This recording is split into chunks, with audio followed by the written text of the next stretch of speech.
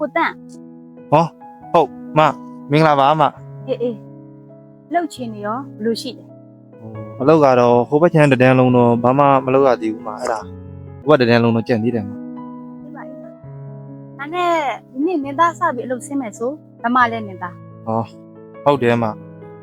ကျွန်တော်ဒါလေးရဲ့အခုတွေးလုံးတုတ်ခွေဖြစ်ပြီးစေးရုံတက်နေရတော့ အေးပါ မကျွန်တော်လေးအလုပ်3ရက်လောက်နားလို့ရမလားမ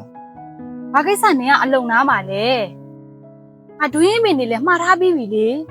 ဒီနေ့ညနေလောက်ဆိုရင်ရောက်တော့မှာ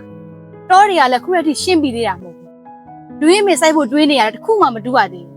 အဲ့ဒွေးမင်းနေရောက်လာရင်ငါဘာဆက်လုပ်ရမှာလဲ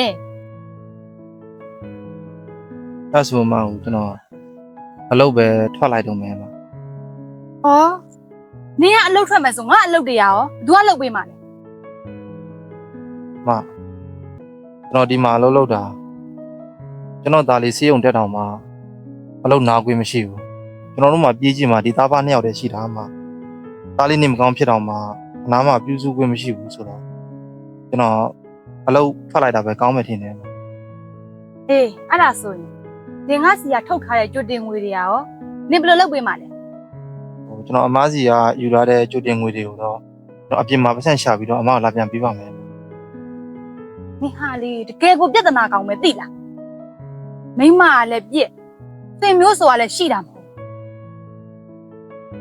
ဒီလိုလို့နင်အလုပ်ထွက်เสียမလို့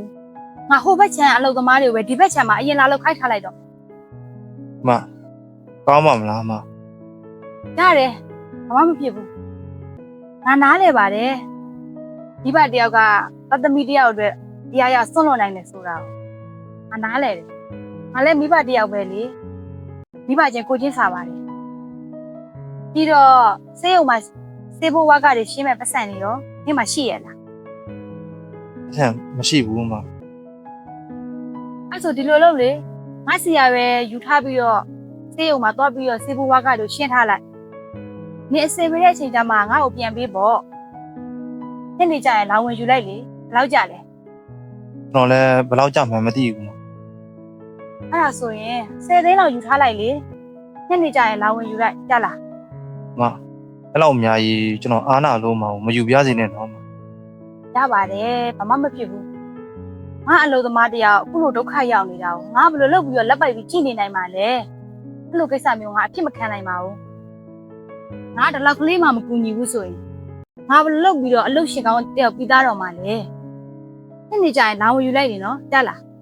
ဟုတ်ကျေးဇူးတင်ပါတယ်နော်မ အေးပါအဲ့ဆိုအမသွားတော့မယ်နော် ဟုတ်မ